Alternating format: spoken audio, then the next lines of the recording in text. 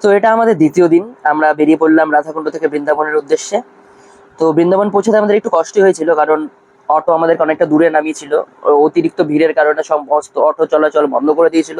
তারপরে ভিতরে গিয়ে কোনো মতে একটা টোটো পেলাম, সে আমাদেরকে 3 ডবল ভাড়া নিয়ে আমাদের লোকেশনে পৌঁছালো। পৌঁছে দেখলাম এখানে নাচ গান চলছে, হোলি খেলা চলছে। তারপর আমরা চলে গেলাম যমুনার পারে। তারপর আমরা যমুনা একটু স্নান টান করলাম, তারপরে আবার ঘরে ফিরে গেলাম। ব্রিজ, কি বলে, বৃন্দাবন। তো বৃন্দাবনে চলে আসছি, একটু স্নান করে আসলাম। ক্লিপ নিতে পারিনি, অতিরিক্ত ভিড়, ফোন বের করতে পারছি না, এত হোলি খেলা হচ্ছে। চেষ্টা করবো এখন একটা ব্যাগ কিনবো ভাবছি। আপাতত খেতে যাচ্ছি, চলো। তো খাওয়া দাওয়া করে বেরিয়ে পড়লাম বৃন্দাবন ভ্রমণে। প্রথমে আমরা চলেছিলাম গোবিন্দ ঠাকুরের মন্দিরে। গোবিন্দ বাবজি সামথিং কিছু একটা নাম ছিল, আমার ঠিক মনে পড়ছে না। তো এই জায়গাটা আমরা ঘুরলাম ভালো করে। তারপরে আমরা চলে গেলাম হচ্ছে 64 মহন্তের যেখানে সমাধি রয়েছে সেই স্থানে। তো সেখানে আমরা একবার প্রদক্ষিণ করলাম পুরোটা। তারপরে সেখান থেকে চলে গেলাম আমরা ওই সেই ফেমাস সোনার তাল গাছ যেখানে রয়েছে সেখানে। এই যে সেই সোনার তাল গাছ তোমরা দেখতে পাচ্ছ। এখান থেকে চলে গেলাম ভিতরে আমরা দর্শনে, মন্দিরে, তিরুপতি বালাজির দর্শনে। মন্দিরে অনেকটাই ভিড় ছিল, তো মোটামুটি আমাদের দর্শন খুব ভালোই হয়েছে, খারাপ হয়নি। এখানে আমি আটকে যাচ্ছিলাম, বারবার উঠতে পারছিলাম না ভিড়ের জন্য।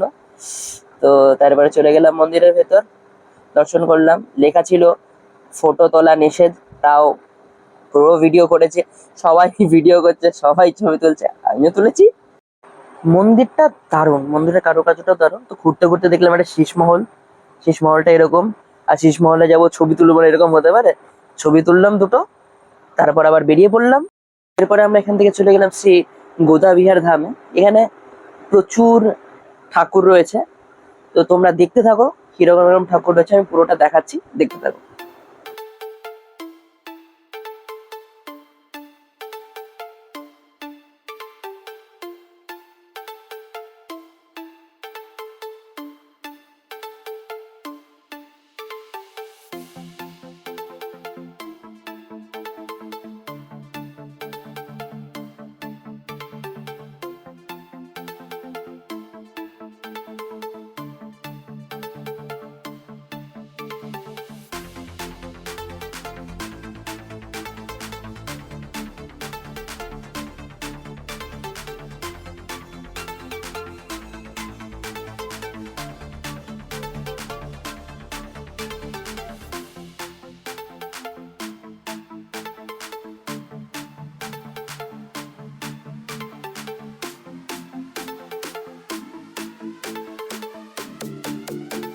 এইখান থেকে বেরিয়ে দেখলাম একটা রাস্তায়, এটা একটা কোনো একটা পরব হবে ওদের।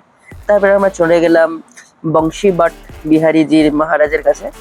এখানে কথিত আছে এখানে নাকি আমাদের দেবাদিদেব মহাদেব এখানে অন্য রূপ ধারণ করে এসেছিলেন কৃষ্ণের রাস দেখার জন্য। তো এখানে আমরা কিছুক্ষণ বসলাম, এই এই গাছের নিচেই হচ্ছে রাস হতো। তারপরে রাস্তায় যেতে যেতে দেখলাম একটা খুব সুন্দর অঙ্কিত ছবি। তারপরে চলে গেলাম রাধা গোপীনাথ মন্দিরে। এখানে খুব সুন্দর সুন্দর আমরা মন্দির। এইবার চলে আসলাম আমরা রাধারামান মন্দিরে, যেখানে হচ্ছে হোলি খেলা। প্রথমে শুরুতেই একজন বাচ্চা মেয়ে আছে যে সবার উপর হোলি দিচ্ছে, সবাইকে আবির দিচ্ছে। তো খুব সুন্দর পরিবেশ ছিল। এবার অতিরিক্ত ভিড় হয়েছিল এখানে, কোনো মতে আমরা মানে চেপে গেছিলাম, আমি তো পুরো চেপে গেছিলাম। বহু কষ্ট মষ্ট করে ফোনটাকে বাইরে রেখেছিলাম। তো দেখো কি কি হচ্ছে, অতিরিক্ত ভিড় দেখো, তোমরা দেখতেই পাচ্ছ কিরকম ভিড় রয়েছে। তো এইভাবে এই লাইন করে ঢুকে গেলাম মন্দিরের ভেতরে। মন্দিরের ভেতরে হই হুল্লোড়, চেঁচামেচি, এই নাচানাচি চলছে, সবকিছু চলছে। খুব মজা হয়েছে, খুব মজা হয়েছে। দারুণ দারুণ হোলি খেলা। তো হোলিতে বৃন্দাবন এসে সত্যি বলছি, প্রথমে ভেবেছিলাম খুব ভিড় হবে, খুব কষ্ট হয়েছে, কিন্তু বলে না কষ্টটা একদম সার্থক। তারপরে সেখান থেকে বেরিয়ে গেলাম, অতিরিক্ত আমার আমার নিজের সাফোকেশন হচ্ছিল। তারপর ওখান থেকে চলে আসলাম এই মন্দিরে। এটি আমাদের ঘরের একদম পাশে এই মন্দিরটা ছিল। খুব সুন্দর মন্দিরটা, দেখো তোমরা, খুব সুন্দরভাবে সাজানো রয়েছে মন্দিরটা। হোলিতে গেছি বৃন্দাবন, আর নাচ হবে না? এখানেও সেই নাচানাচি, সেই সুন্দরভাবে আবির নিয়ে খেলা, আবির খেলা, হোলি খেলা। খুব সুন্দরভাবে আবির খেলা, হোলি খেলা হলো। এখানে আমরা কিছুক্ষণ তারপর থাকলাম, আবির টাবির খেললাম। দেখো আমরা কি কি করেছি, দেখতে থাকো।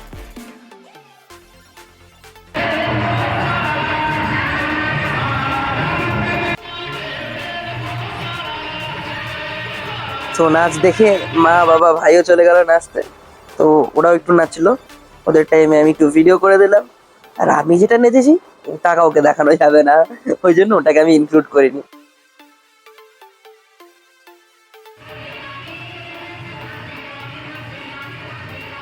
আমি সম্পূর্ণ পার্টগুলো, যে গানগুলো আছে সেগুলো চালাচ্ছি না, কারণ কপিরাইট চলে আসবে। তাহলে দ্বিতীয় দিন আজকের মতো এখানেই সমাপ্ত করলাম। দেখা হচ্ছে আবার পরের দিন।